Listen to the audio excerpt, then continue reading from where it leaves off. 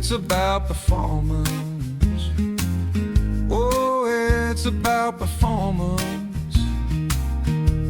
Yes, it's about performance. It's about performance back on the job. Hi, this is Guy Wallace, and this is the Pursuing Performance podcast. Welcome.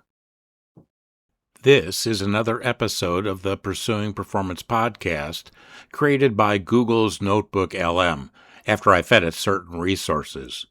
See the show notes for links to those resources.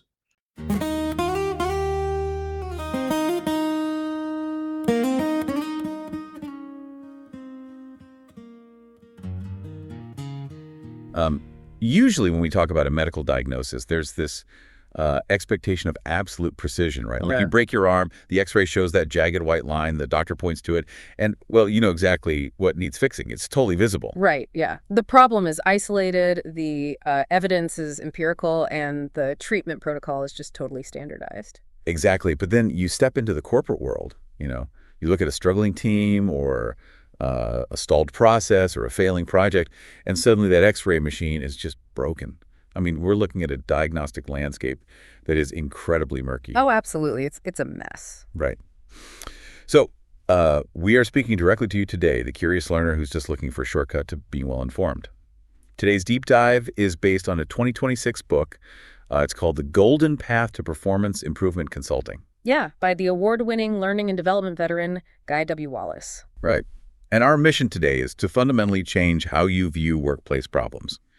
We are going to explore why the default corporate reflex of, we need more training is almost never the actual answer to bad performance, and how to actually diagnose what is broken in your organization. Yeah, because Wallace's work, it really demands a complete paradigm shift. We have this deeply ingrained organizational habit of looking at a performance gap and immediately assuming, like right out of the gate, that the human being is broken. Right, the person is the problem. Exactly. The assumption is that the worker lacks knowledge and therefore, they need to be fixed with some instructional course. Okay, let's unpack this, because the core premise here is that we constantly blame people for performance gaps when, mathematically speaking, we should be analyzing the environment, but before we get to the actual diagnosis, we kind of have to look at the starting line of any project. Right, the initial request. Yeah.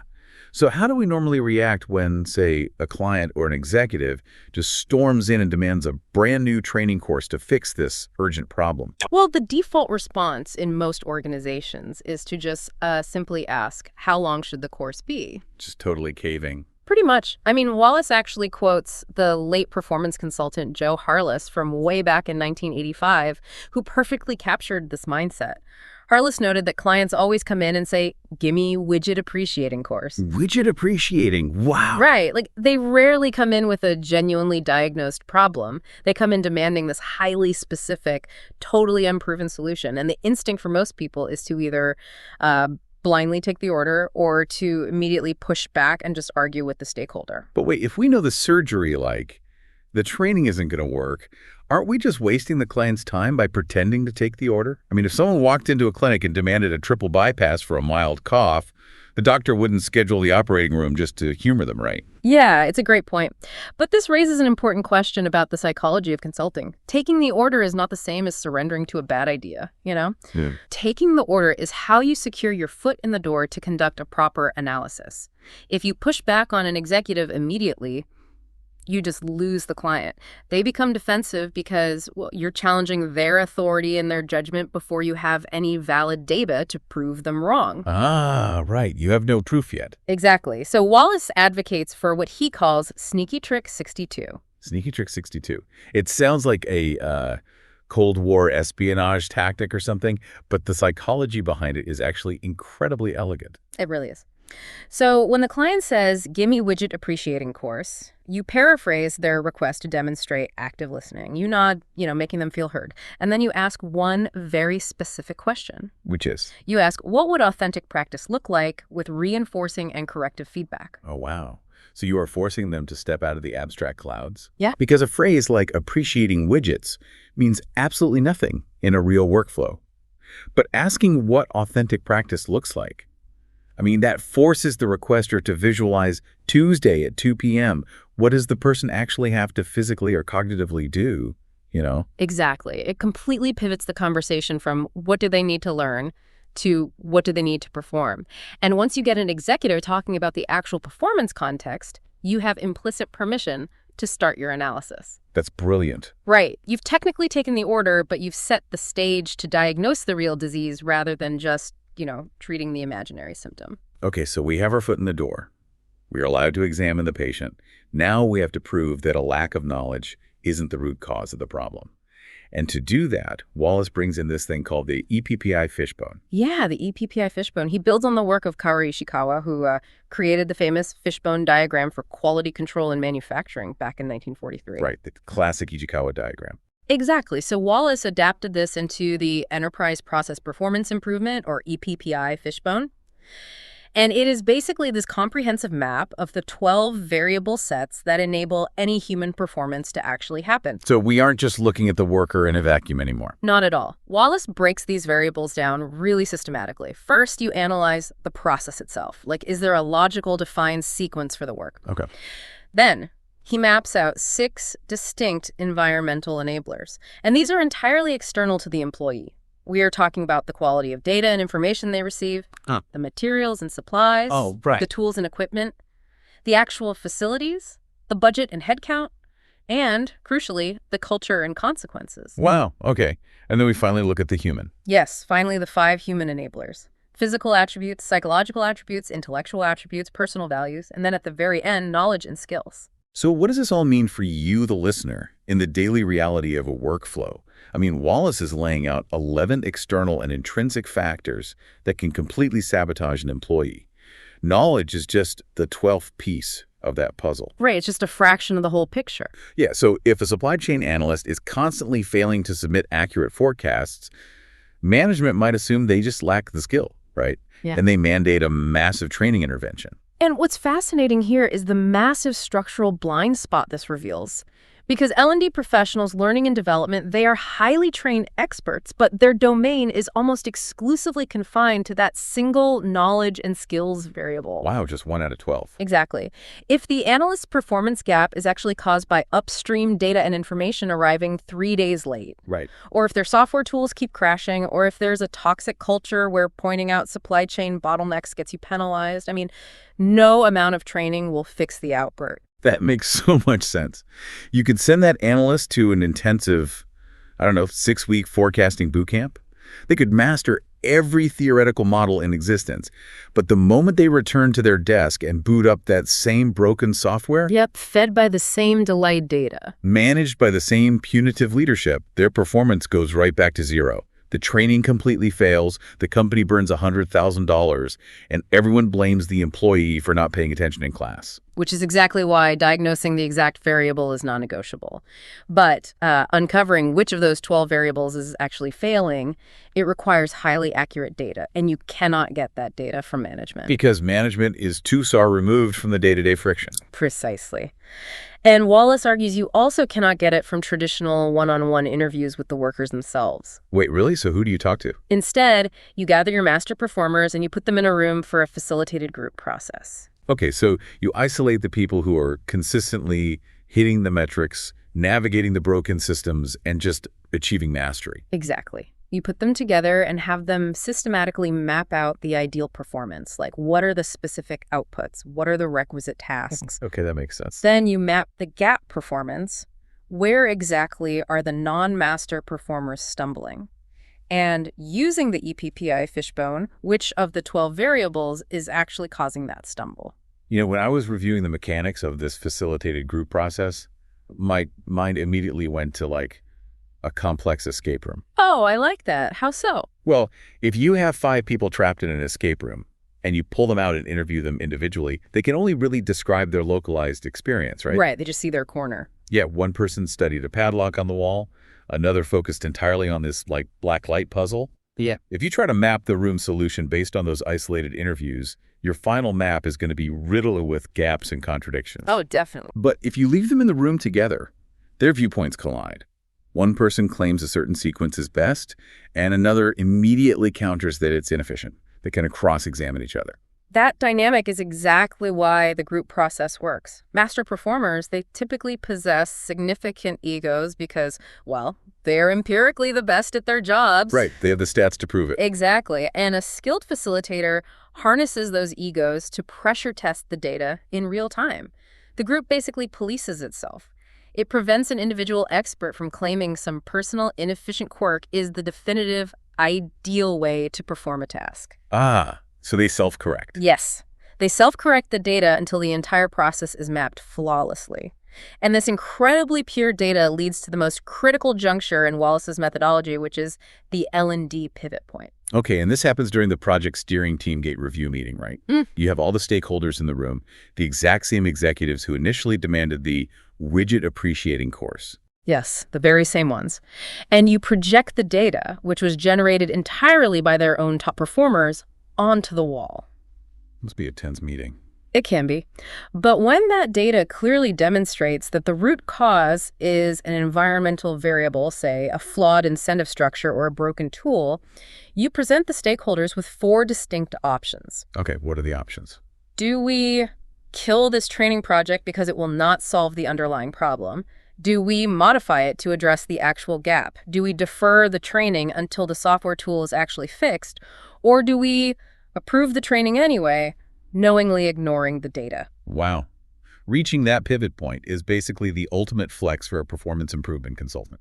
You aren't just being contrarian for the sake of it. No, you have the receipts. Yeah, you took the order, you examined the ecosystem, and you provided irrefutable evidence that redirects capital away from useless instruction and toward the actual root cause. It totally transforms the consultant from just an order taker into a true strategic partner. That's amazing. But let's assume we run the analysis, we check the fishbone, and the data reveals it actually is a knowledge gap. Like, new hires genuinely lack the skill to perform the tasks. Okay, yeah, that does happen. So we have our master performers in the room, ready to map out the training. But Wallace highlights this terrifying hurdle here, drawing on the research of Dr. Dick Clark. Apparently, experts are actually terrible at explaining how they do what they do. Yeah, it's wild. Clark's research dives into the cognitive psychology of mastery. Experts operate primarily on automated, non-conscious knowledge. Automated knowledge. Yeah, over years of repetition, their brains have wired themselves to just bypass conscious, step-by-step processing. They just react.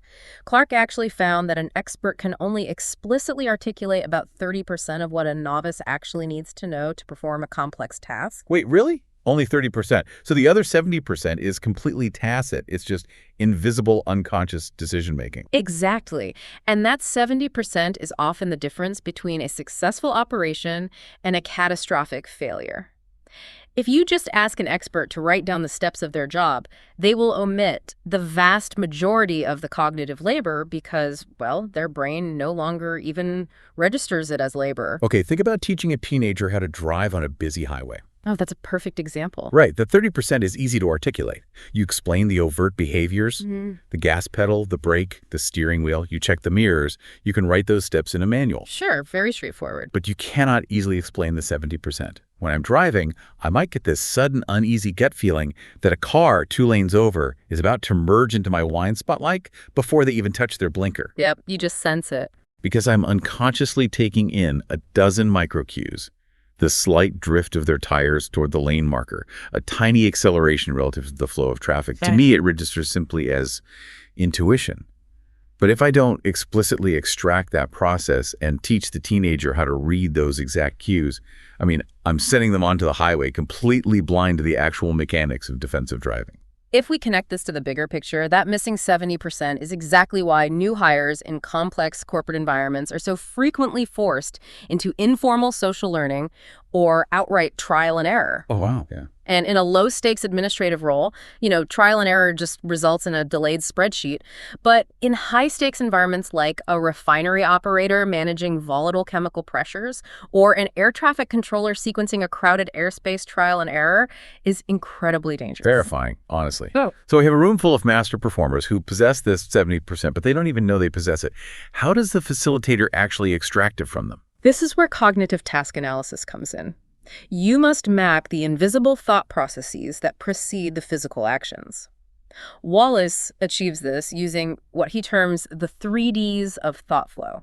The 3Ds. Okay, what are they? Discriminations, determinations, and decisions. Let's walk through exactly how a facilitator uses these 3Ds in a live session. Like, let's look at that refinery operator example. Sure. So a novice facilitator might just ask the operator, what do you do when the pressure alarm goes off? And the operator gives their 30%. I open the relief valve. Right, the basic physical step. Exactly. But a process mapped on that statement alone is incredibly dangerous. Because the novice operator will just blindly open the valve every time the alarm sounds, regardless of the context. Exactly. So the skilled facilitator uses the first D, discriminations.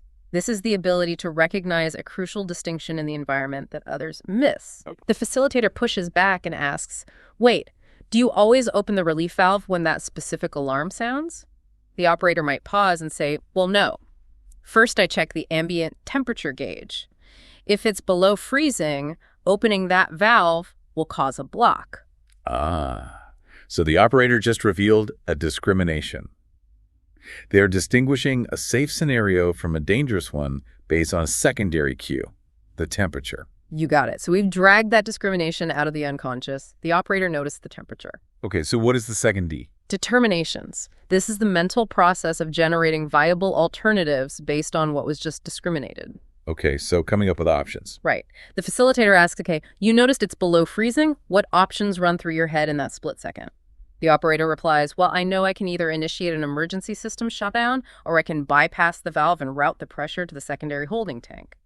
They are determining their menu of options. Which leads directly to the third D, decisions, choosing the best path from those determinations. Exactly. The facilitator asks, why do you choose the secondary holding tank instead of the emergency shutdown? And the operator explains that a shutdown halts production for 12 hours, whereas routing the pressure stabilizes the system in 3 minutes. Wow. By meticulously walking through discriminations, determinations, and decisions for every single task, you are forcing the expert to literally deconstruct their intuition. Yeah, it's pretty incredible. You are turning that 70% tacit magic into explicit, documented logic that a novice can actually be taught.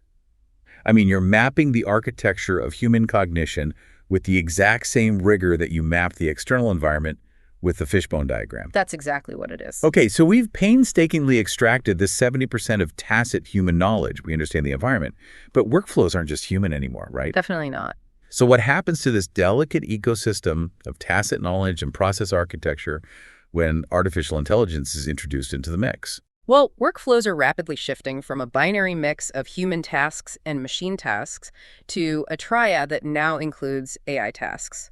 But Wallace emphasizes that the fundamental structure of the EPPI fishbone does not change. Okay, how so? We have this tendency to anthropomorphize AI, to treat it as a digital employee. But AI is not a human enabler. AI is strictly an environmental enabler. Right. It sits entirely in the data and information category, or maybe the tools and equipment category. Exactly. What makes AI unprecedented, however, is its capability. Traditional machines took over overt behavioral tasks, like a robotic arm lifting a chassis on an assembly line. Pure physical labor. Right.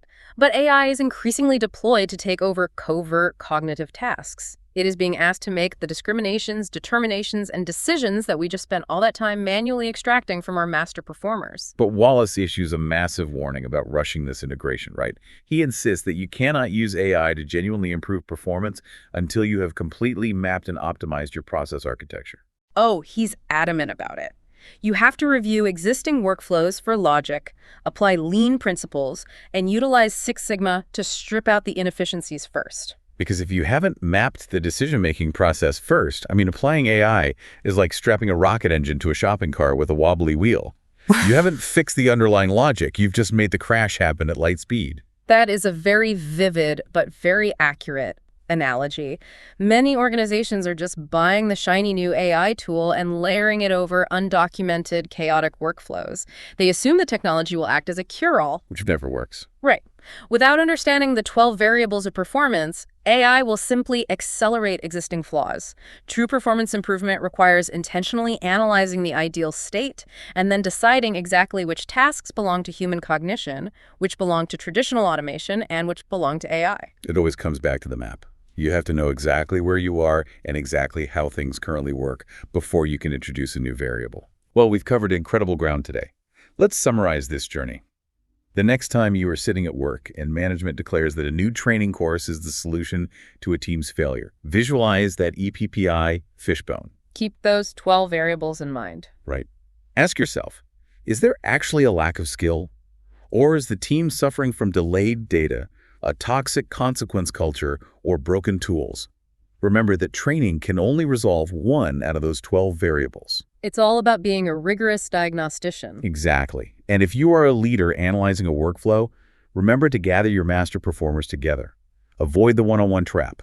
Use the 3Ds, discriminations, determinations, and decisions to extract that hidden 70% of tacit knowledge they rely on every day. And for the love of all things productive, ensure your processes are logical and mapped before you let an AI system automate them. Don't automate the errors, right? But before we go, I want to leave you with one final thought to mull over. We spent a lot of time discussing how human experts can only consciously articulate 30% of their complex decision-making. The other 70% is that tacit, intuitive magic born of long experience and, well, human context. Yeah. Yet, artificial intelligence models rely entirely on the explicit data that we feed them to learn. So the question is, if we can only ever feed AI systems our explicit 30%, how will artificial intelligence ever truly replicate or safely replace the 70% of human intuition that makes a master performer a master? As we aggressively automate the cognitive layers of our work, will we slowly lose that tacit magic entirely? Something to think about. Thank you for joining us on this deep dive. Keep asking questions, keep looking past the symptoms, and we'll see you next time.